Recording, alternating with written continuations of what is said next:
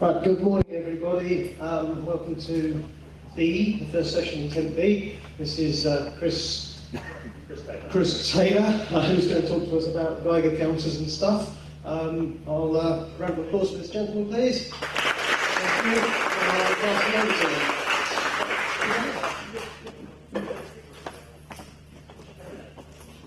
you. Good morning, everybody.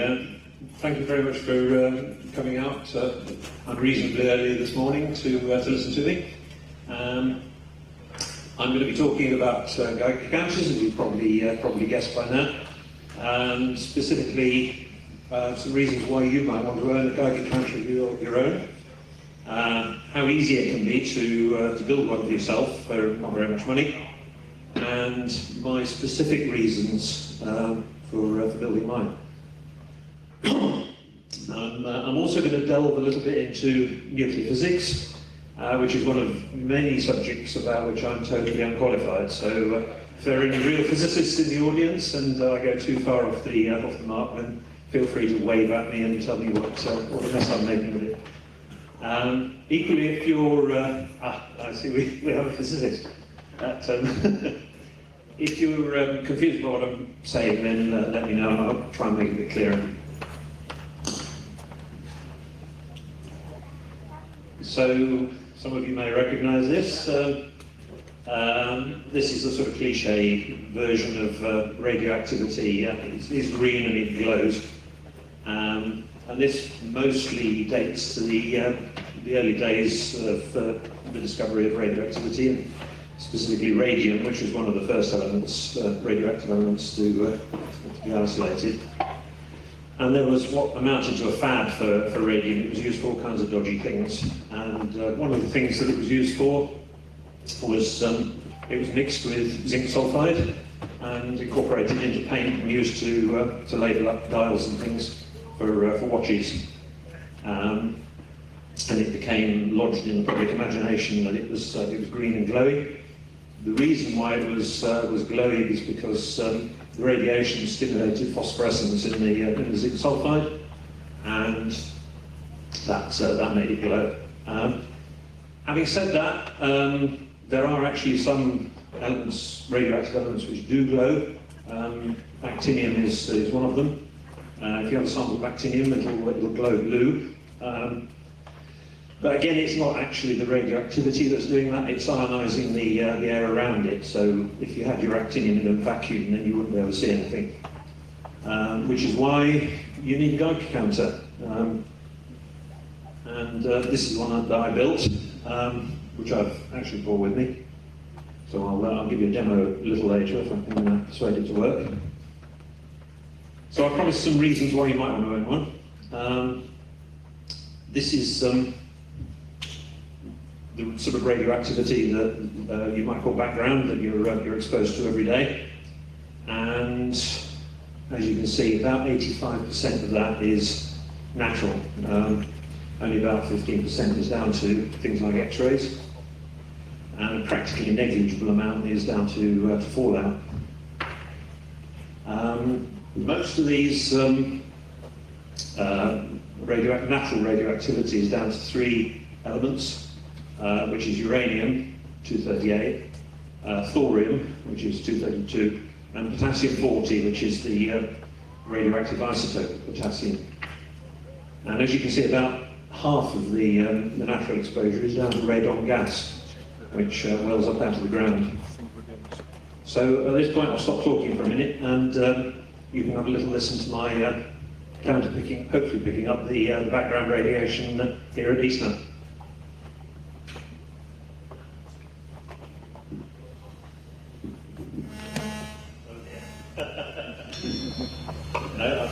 I think the circuit is going to interfere with the microphone too much, so you're not going to hear it clicking. But I don't know if you can see that. It's counting the number of counts per minute at the moment. And currently we're sitting at about 24, which is towards the upper end of what you normally expect, is between about 5 and 25 normally.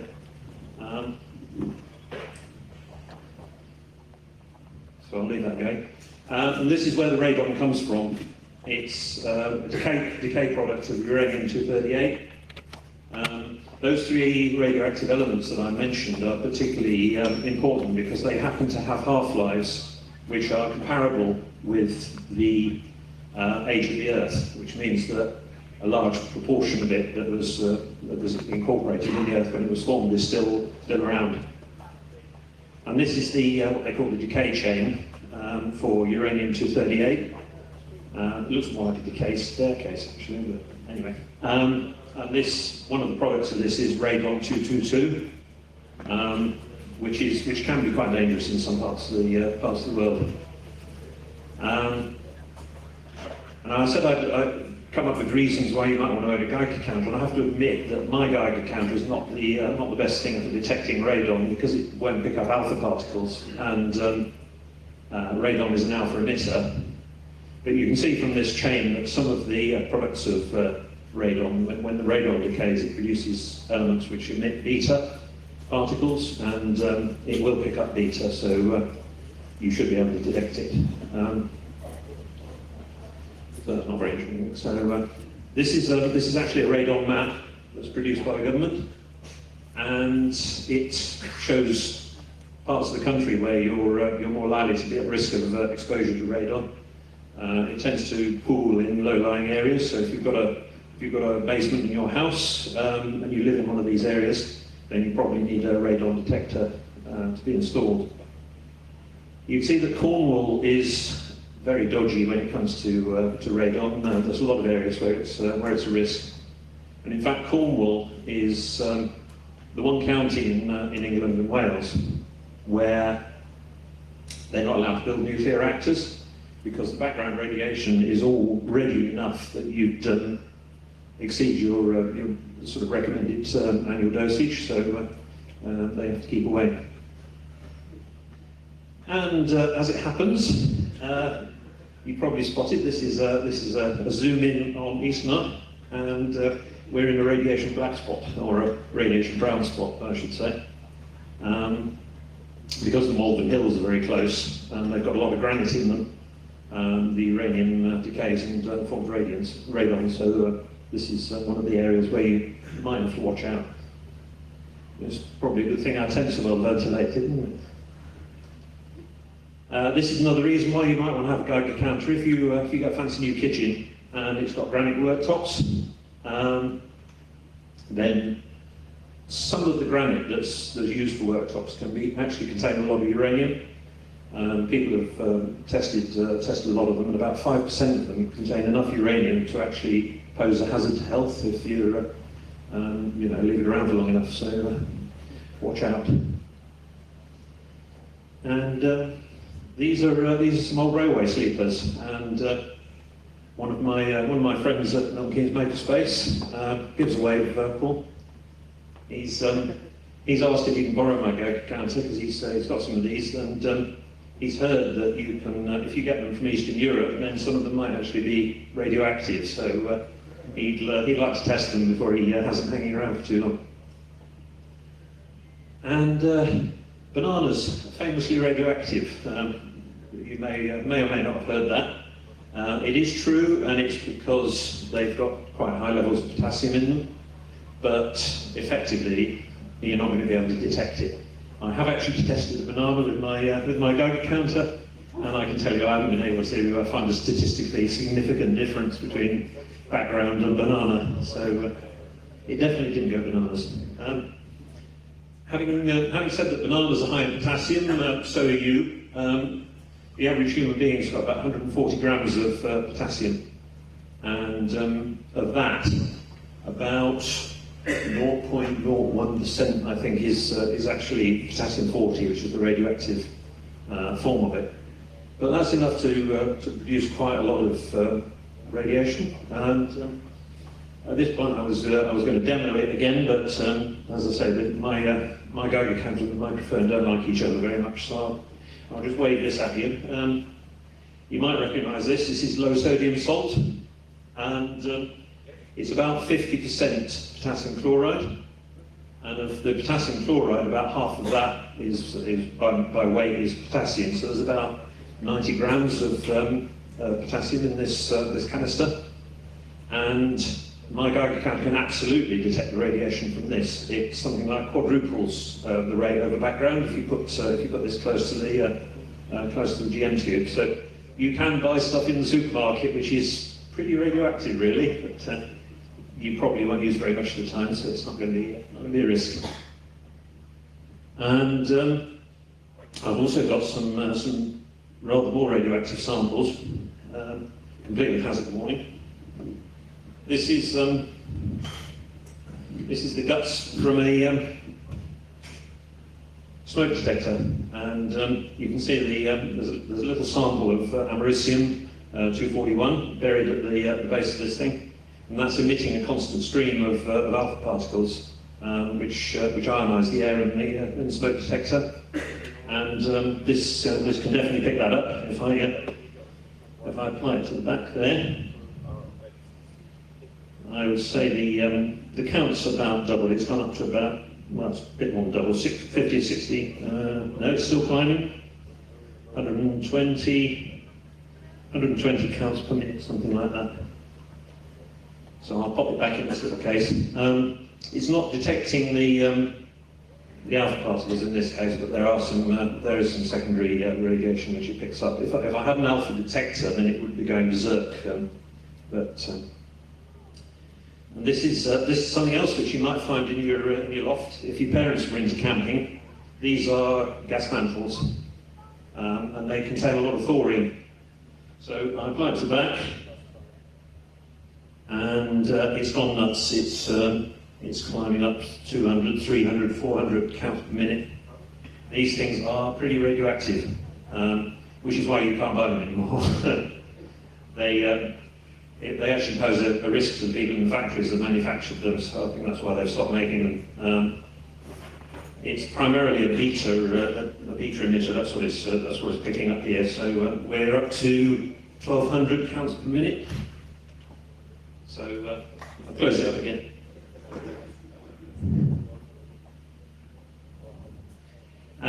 Now I happen to have those things lying around, but you can definitely take it too far.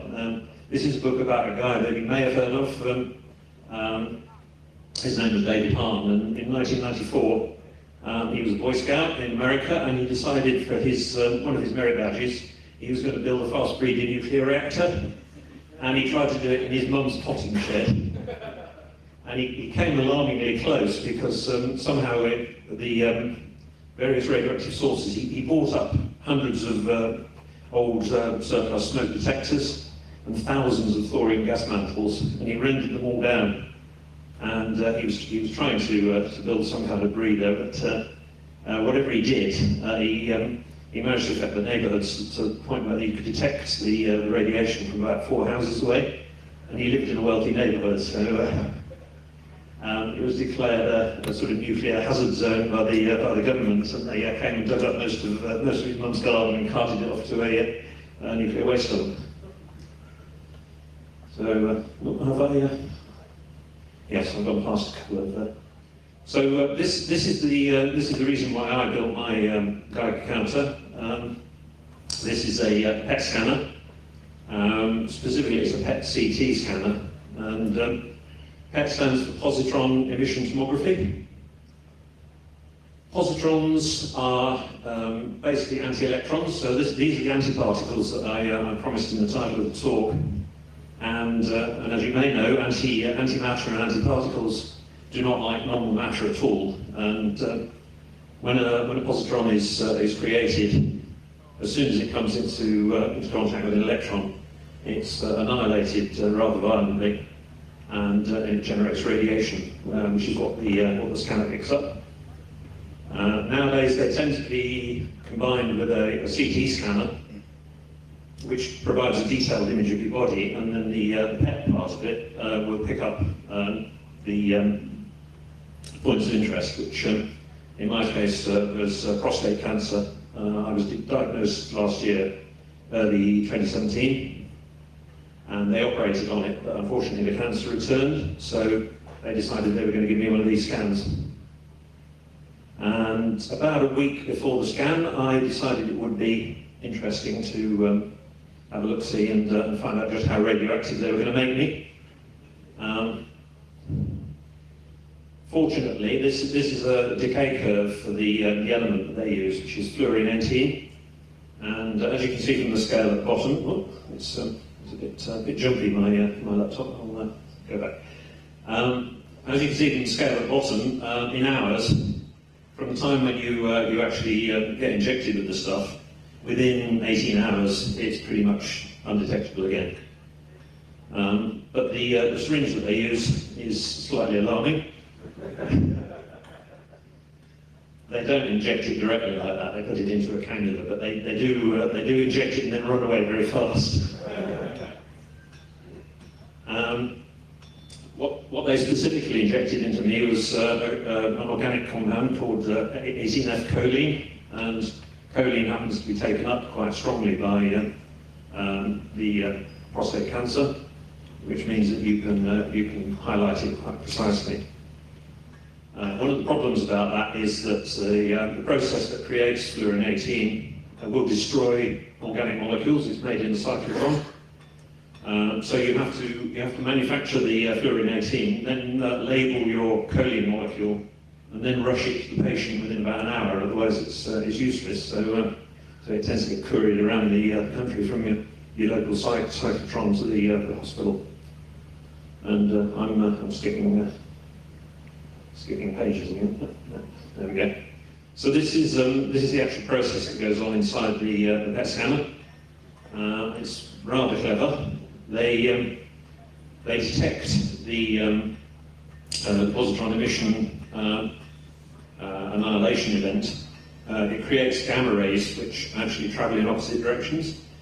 So they put this circle of detectors around you, and it will then only register gamma rays that emerge simultaneously in opposite directions, and that generates your image.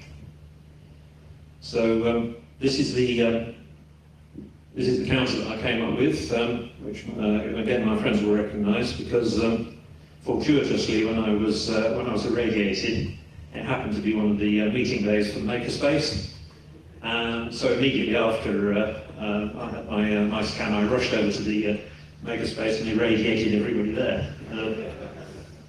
So this was sitting at the edge. This Jim, you took this, didn't you? It's sitting at the edge of the Makerspace, and I got somebody to turn it on for me, and then started walking towards it. And by the time I got within about 3 meters, it was going nuts. So that was quite exciting. And this is the circuit board inside it, and obviously the most interesting thing about it is that nice big coppery GM tube, Geiger tube at the top. The reason why it looks kind of old is because it's ex-Soviet Soviet Russia. The various components of the former USSR are selling these things off in the thousands, very cheap on eBay. So you can pick one up for under a tenner. The circuit at the bottom is pretty straightforward, really. The little chip at the bottom of the bottom left-hand side is Texas Instruments pulse-width modulation controller, and that actually controls a simple boost converter, which takes in 9 volts and boosts it up to about 400 volts, which is what the GM tube needs. When you put 400 volts across it, and then you get a radioactive particle entering the tube, it ionizes the gases inside the tube, which then has a sort of cascade which generates a very short pulse. The bits on the right-hand side are pulse stretchers, basically.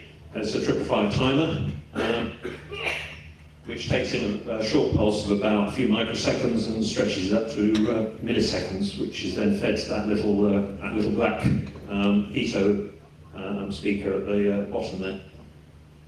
So this was very simple, and it worked quite nicely for demonstrating it.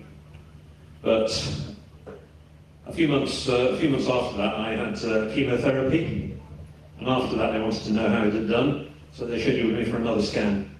And this time I wanted to know just how much radiation I was getting, so I decided to add an actual counter facility to it. So this is the Mark II which is the one I've got with me today. And I reused the circuit. You can see at the back, that's the circuit from the first model. And I simply incorporated a new circuit board with various boost converters, an 18650 to provide the power, and a nifty little OLED screen at the front. That's mostly pre-packaged. They're sort of cheap Chinese boost converters and things that I picked up for pennies, really. And this is an overhead view of it. So you can see there's a couple of boost converters there. There's an Arduino Nano microcontroller, and there's a charging circuit for the 18650, so I can recharge the thing without opening it up. And there's a close-up of the OLED display, which looks pretty smart. It also looks vaguely like it's a full-colour one, but it's actually monochrome. The clever Chinese have just stuck a couple of colour filters over it, so you're stuck with the yellow strip at the bottom and the blue bit at the top. You can pick these up for about £1.50 off AliExpress, so they're very useful, you know, very handy for small circuits where you've got room for a bigger display. So these are the other modes. I've got counts per second, and I also added a battery voltage monitor, well, just because.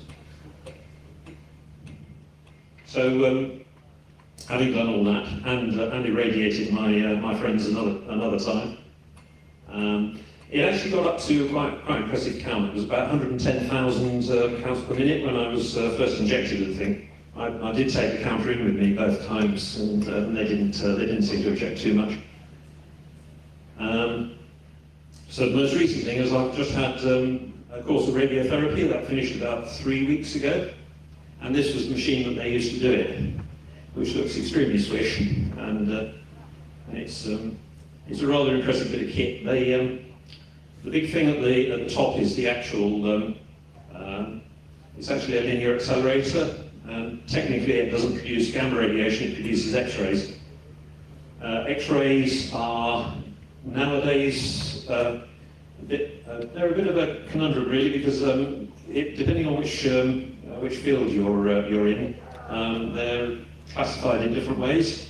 If you happen to be an astronomer, then the traditional way of doing this thing is the electromagnetic spectrum runs up through visible light, through ultraviolet, up to X-rays, and then finally to gamma radiation. However, that has kind of changed in recent times because of things like this linear accelerator. It can actually produce X-rays which have shorter wavelengths and are more energetic than gamma radiation that's produced by radioactive materials. So technically, it's an X-ray device. It does in fact have two X-ray emitters, because the thing on the right-hand side is a CT scanner. And this is very sophisticated bit of kit, because it's when you lie on the platform, that black platform is actually pure carbon fibre, and it's made out of carbon fibre. First of all, so they don't drop you when you're sort of hung out over the edge of the thing. And secondly, because carbon is radio transparent, or pretty much so, and therefore they can actually send the beam in from underneath you as well as on top. So it gives them a lot of control.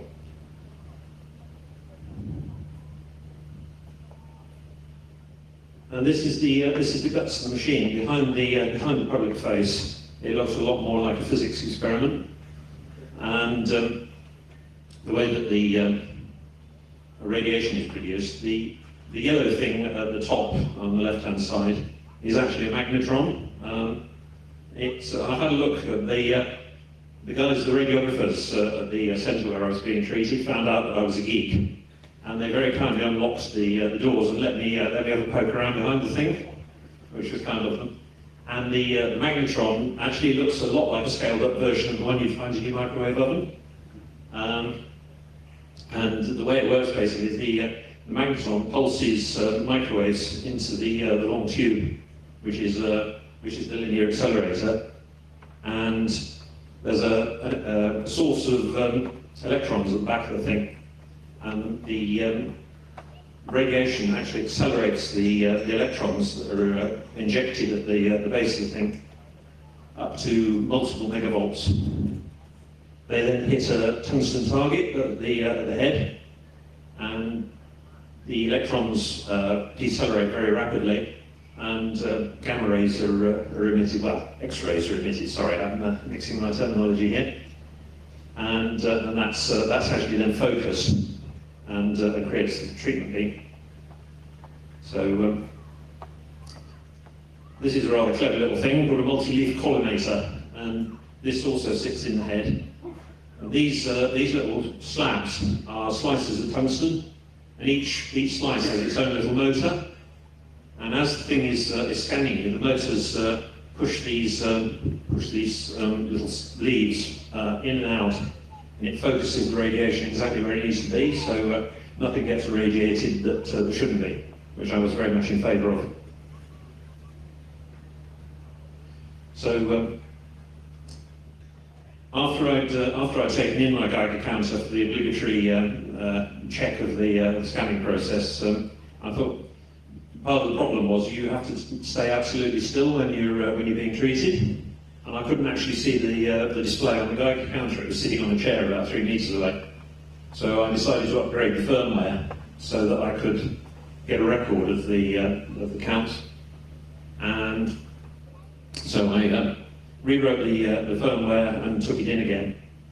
And the Arduino actually has about a K of EEPROM, a non-volatile memory.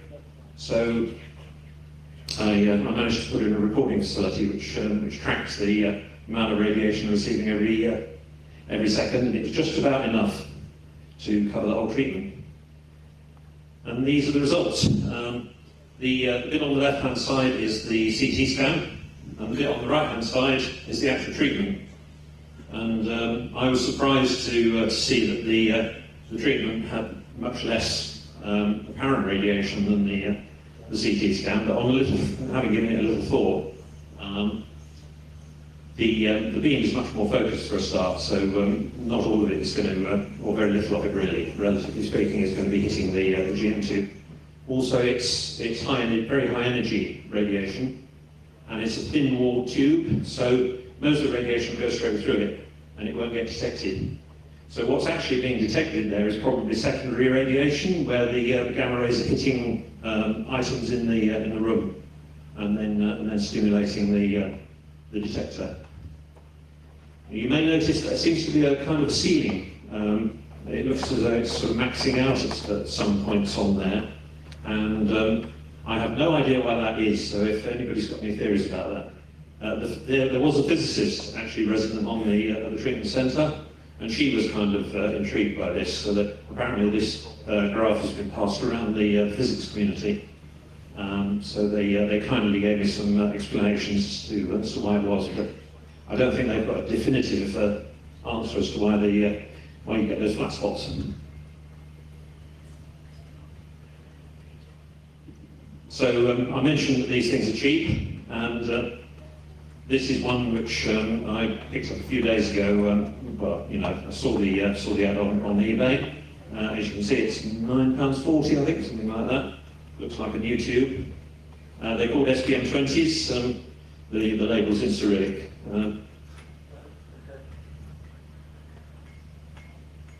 And this is the code for the counter that I wrote. I put it on GitHub.